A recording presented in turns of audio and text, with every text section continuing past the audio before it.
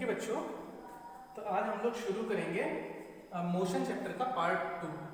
देखिए, पार्ट 2 देखने से पहले मैं आपको सजेस्ट करूंगा कि अगर आपने पार्ट 1 नहीं देखा है तो पहले पार्ट 1 देख लीजिए, क्योंकि जब तक आप पार्ट 1 नहीं देखेंगे तो पार्ट 2 उतने अच्छे से समझ में नहीं आएगा, या यूँ कहें कि आपको पढ़ने में मज़ा नहीं आएगा। और अगर आप लोग पहले पार्ट 1 देख लेंगे और फिर पार्ट 2 पर आएंगे, देन डेफिनेटली आपको मज़ा आने वाला है। तो फर्स्ट पार्ट में हम लोगों ने जब मोशन चैप्टर शुरू किया था तो हमने उसमें पढ़ा था कि मोशन क्या होता है, रेफरेंस पॉइंट के बारे में पढ़ा था, मोशन रिलेटिव टर्म होता है, डिस्टेंस पढ़ा था, डिस्प्लेसमेंट पढ़ा था, स्पीड पढ़ा था, वेलोसिटी पढ़ा था, एवरेज स्पीड पढ़ा था, राइट। इतना सब कुछ हमने पढ़ लिया था। तो आज हम लोग इस चैप्टर में आगे बढ़ेंगे। तो पहले हम जरा बात कर लेते हैं मोशन के टाइप्स के बारे में, ठीक। Types of motion. तो मोशन जो होता है बेटा, वो जनरली दो तरीके का होता है, ठीक। दो तरीके का, एक होता है यूनिफॉर्म मोशन, एक है यूनिफॉर्म मोशन, और दूसरा होता है non uniform motion. Uniform motion and non uniform motion, ठीक। तो यूनिफॉर्म मोशन वो मोशन होता है जब कोई body equal distance, equal interval of time में कवर करे। समझने के लिए देखिए, हम ऐसे समझ सकते हैं यूनिफॉर्म मोशन को कि मान लीजिए हम यहां से चले, हम मूव किए, तो हम पहले 2 किलोमीटर 1 घंटे में चले, राइट। फर्स्ट 2 किलोमीटर हमने कवर किया इन 1 आवर। फिर हम अगला 1 घंटे चले, नेक्स्ट 1 आवर चले, तो जो अगले 1 घंटे में हमने डिस्टेंस ट्रेवल किया वो फिर से हमने 2 किलोमीटर किया। फिर अगले 1 घंटे चले और हमने इस 1 घंटे में भी 2 किलोमीटर का डिस्टेंस ट्रेवल किया। अब जरूरी नहीं है कि ये जो टाइम है वो 1 ही घंटा हो सकता है कि हम 30 मिनट्स का ले रहे हो। मान लीजिए कोई ऐसे एग्जांपल ले लें कि मैं 30 मिनट चला और 30 मिनट में मैंने डिस्टेंस ट्रेवल किया कोई 2 किलोमीटर सपोज। फिर अगले 30 मिनट में मैंने फिर से 2 किलोमीटर कवर किया, ठीक। फिर 2 किलोमीटर अगले 30 मिनट्स में, अगले 2 किलोमीटर फिर से हमने 30 मिनट्स में कवर किया। तो ये तो हो गई हमारी बात यूनिफॉर्म मोशन की, मतलब सेम टाइम में सेम डिस्टेंस ट्रेवल करें। टाइम कम भी हो सकता है, टाइम ज़्यादा भी हो सकता है, टाइम सेकेंड्स में भी हो सकता है, टाइम मिनट्स में भी होता है, डजेंट मैटर। तो अगर हम यूनिफॉर्म मोशन का ग्राफ बनाएं तो यूनिफॉर्म मोशन का ग्राफ कुछ इस तरीके का बनता है। सपोज ये हमारी टाइम एक्सिस है और ये हमारी डिस्टेंस की एक्सिस है, ठीक। तो इसे हम लोग डिस्टेंस टाइम ग्राफ बोलेंगे, यानी कि एसटी ग्राफ। एस फॉर, हम लोग डिस्टेंस को एस से करते हैं रिप्रेजेंट, और टी फॉर टाइम, तो ये हमारा एसटी ग्राफ होगा। तो जो हमारा एसटी ग्राफ बनता है, डिस्टेंस टाइम ग्राफ जो बनता है, अगर मोशन यूनिफॉर्म है, अगर मोशन यूनिफॉर्म है तो ये लाइन सीधी होती है, मतलब कुछ इस तरीके से, राइट। ये लाइन स्ट्रेट जाएगी और यही लाइन हमें क्या देगी, स्पीड देगी, ठीक। ये लाइन हमें देगी स्पीड, यानी ये हमें बताएगी कि किस स्पीड से चल रहे हैं। मतलब अगर ये लाइन सीधी जा रही है, ये लाइन सीधी जा रही है, दैट मीन्स मोशन यूनिफॉर्म है। और अगर ये लाइन सीधी ना जाए, जैसे नॉन यूनिफॉर्म मोशन की अगर हम बात करें, मान लीजिए कि हम 2 किलोमीटर चले 1 घंटे में, ठीक। फिर हम 2 किलोमीटर चले तो हमें टाइम लग गया सपोज 2 घंटे, 2 आवर्स। हमने 2 किलोमीटर ट्रेवल करने में 2 आवर्स ले लिए। फिर हम अगले मान लो 3 किलोमीटर चले और इसमें हमें लगा 2 आवर्स। तो देखिए यहाँ पर ये जो क्वांटिटीज हैं वो सेम नहीं आ रही। देखो, पहले 2 किलोमीटर चले थे 1 घंटे में, फिर हमें 2 किलोमीटर चलने में 2 घंटे लगे, फिर हमें 3 किलोमीटर चलने में 2 घंटे लगे। तो पता बदल रहा है, टाइम भी बदल रहा है, डिस्टेंस भी बदल रहा है।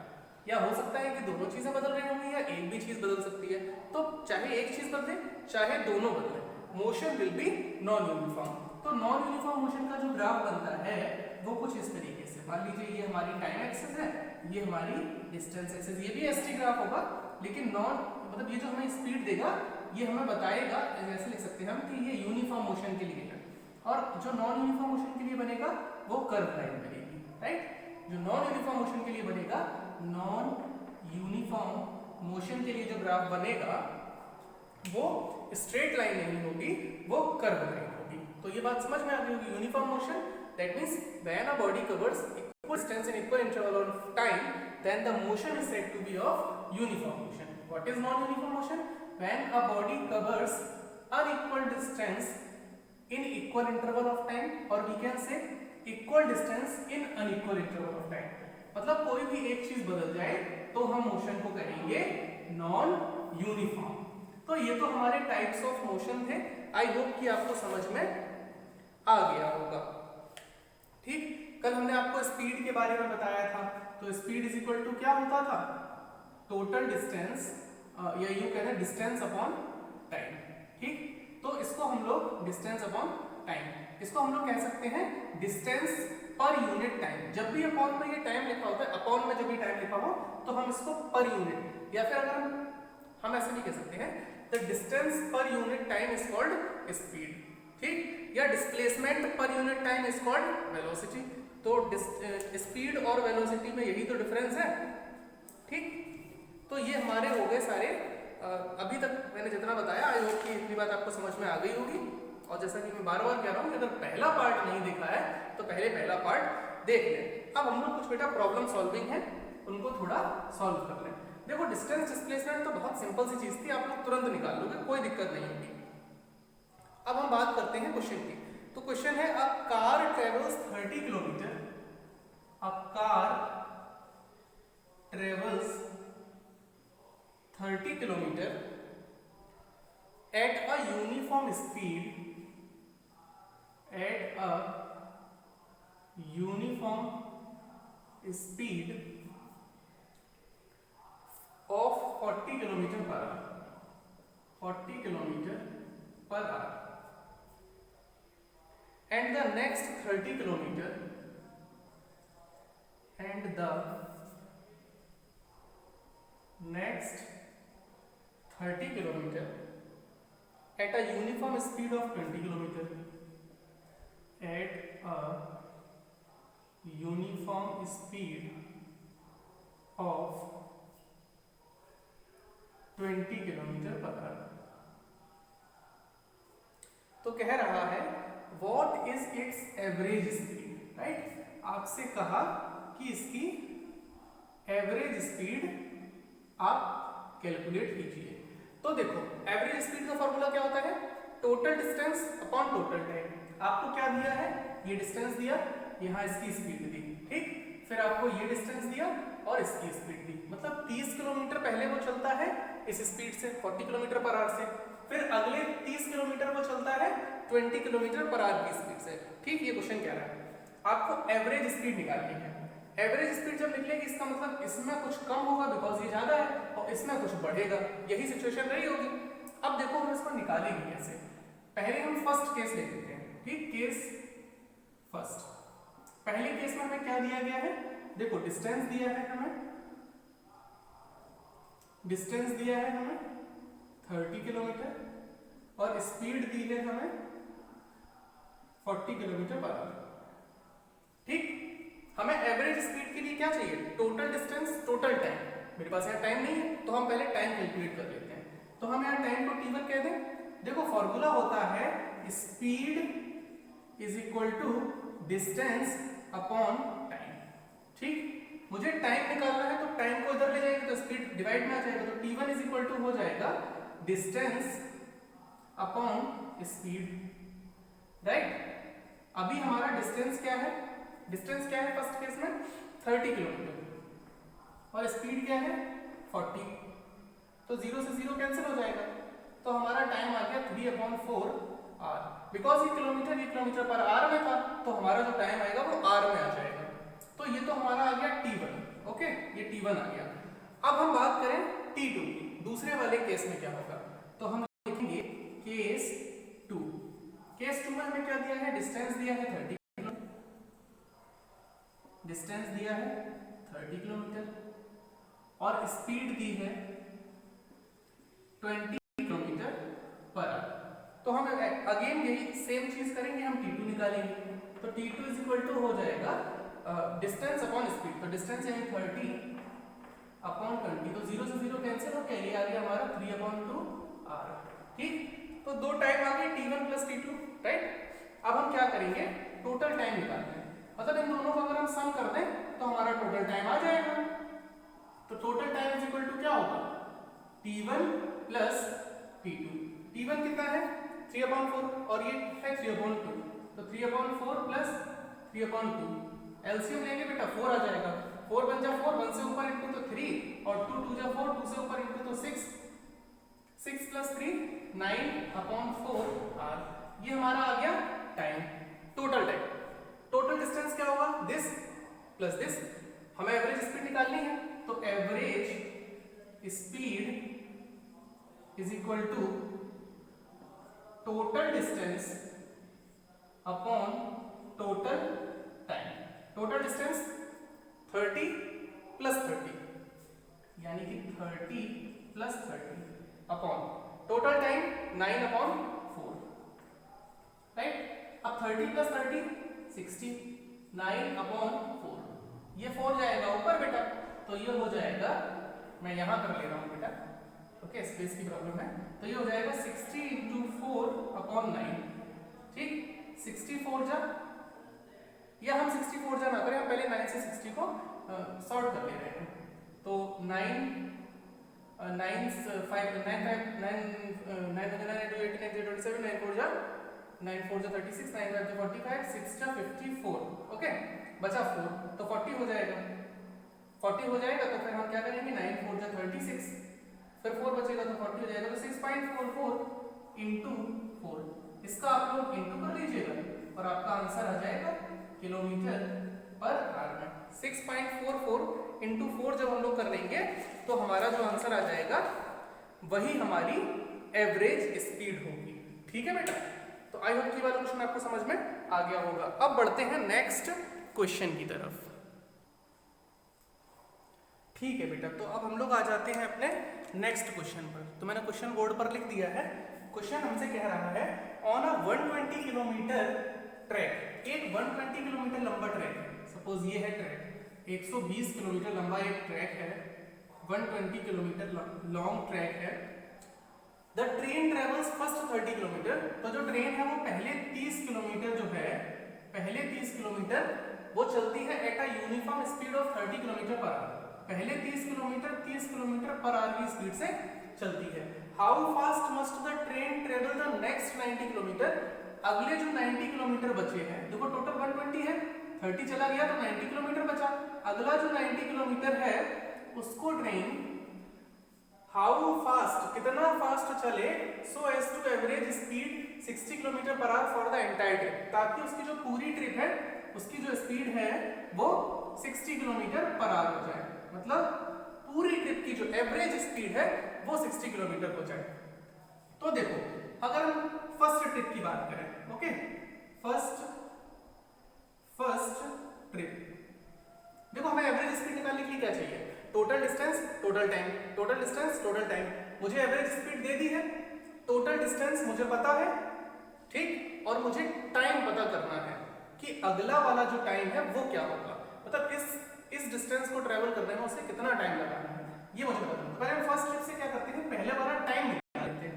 देखो फर्स्ट ट्रिप की अगर हम बात करें तो पहले 30 किलोमीटर चल रहा है और 30 किलोमीटर पर आवर की स्पीड से, तो डिस्टेंस कितना हो गया 30 किलोमीटर, स्पीड क्या हो गई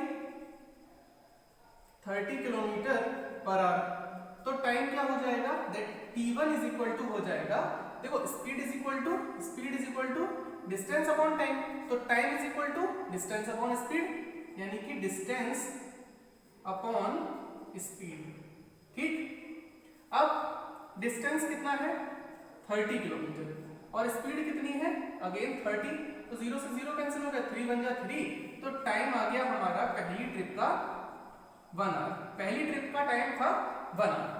अब बात कर रहा है कि पूरी एंटायर ट्रिप जो है वो उसकी है 60 किलोमीटर पर आवर की स्पीड से होनी चाहिए, यानी फॉर्मूला होता है एवरेज स्पीड, देखो ध्यान से समझिएगा बेटा, average speed is equal to total distance upon total time. Okay, अब एवरेज एवरेज स्पीड हमें इसने बता दिया कितनी करनी है हमें average speed 60 kilometre per our.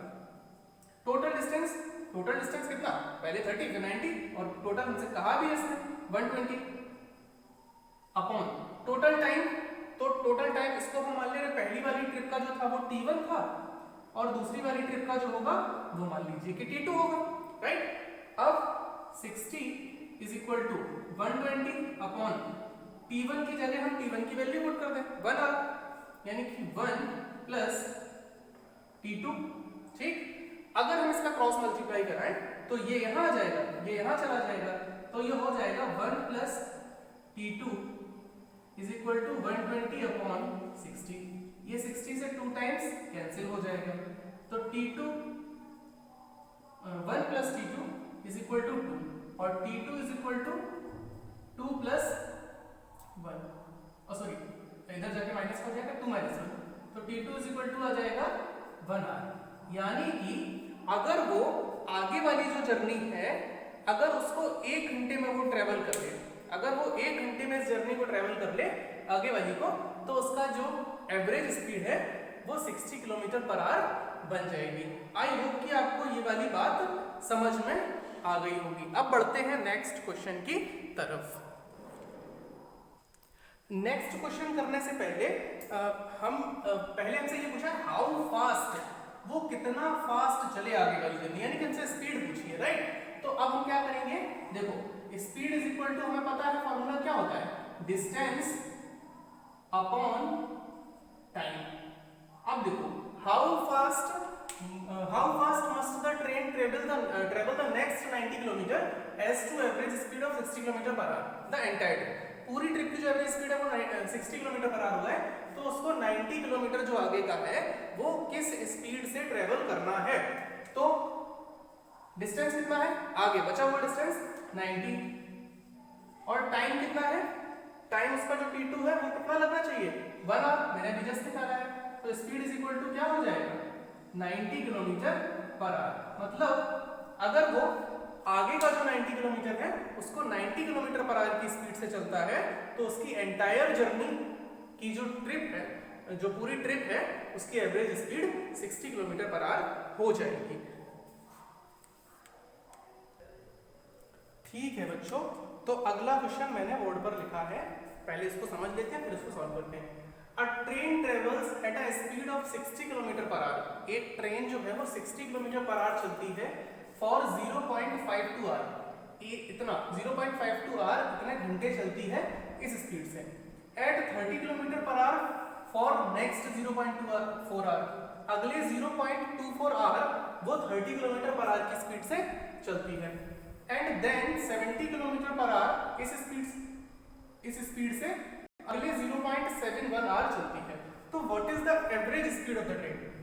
देखो एवरेज स्पीड के लिए हमें क्या चाहिए, total distance upon total time. Time तो मुझे ये मिल जाएगा दिस प्लस दिस। अब मुझे निकालना क्या है, टोटल डिस्टेंस। तो टोटल डिस्टेंस देखो मुझे स्पीड दी है, टाइम दिया है, तो इससे हम डिस्टेंस निकाल लेंगे। तो हम पहले तीनों केसेस में तीन स्पीड और 3 टाइम दिए हैं, तो तीनों का पहले हम अलग अलग डिस्टेंस निकालना है।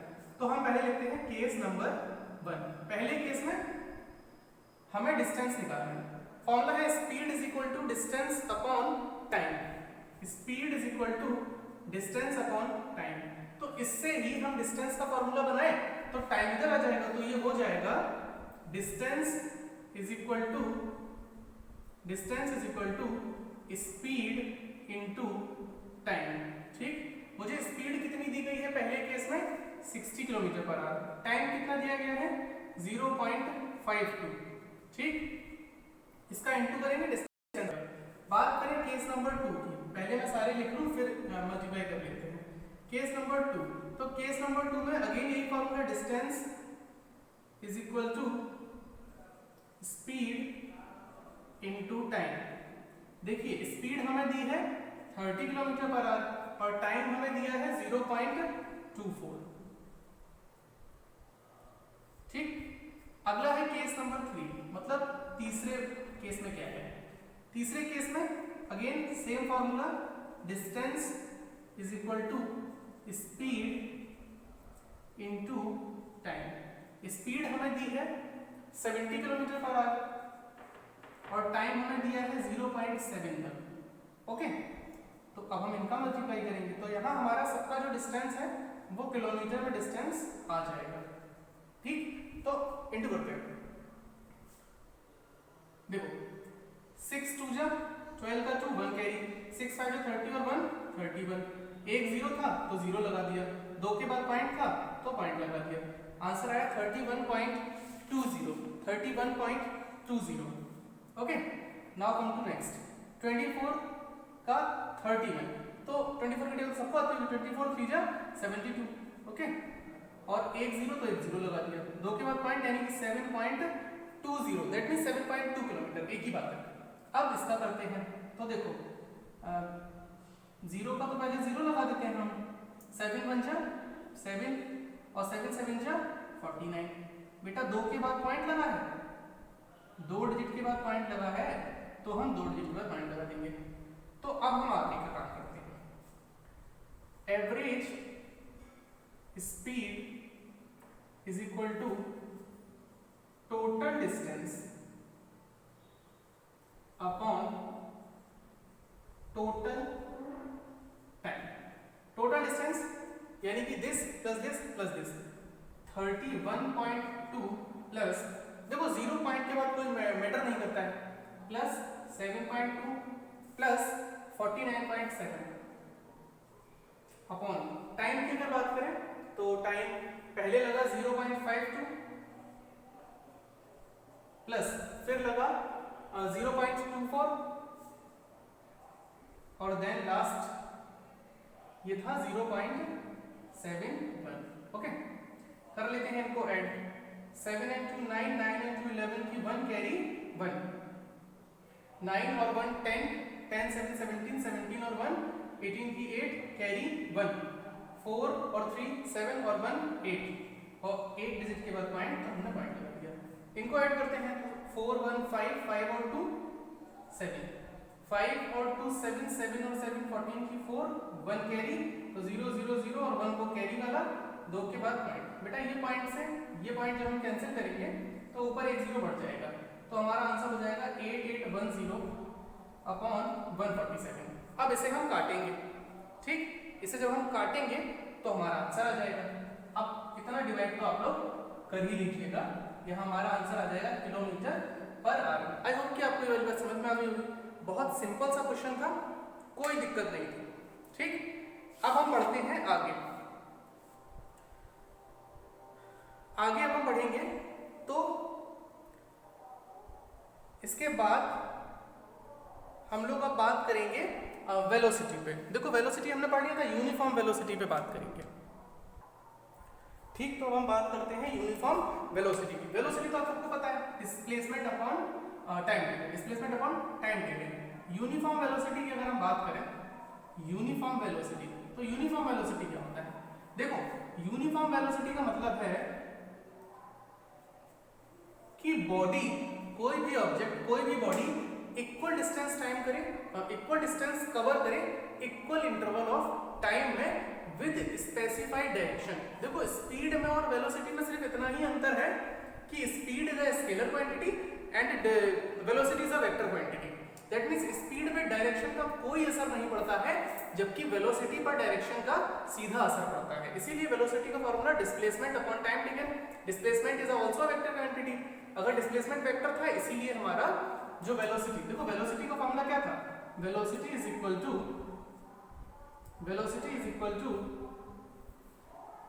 डिस्प्लेसमेंट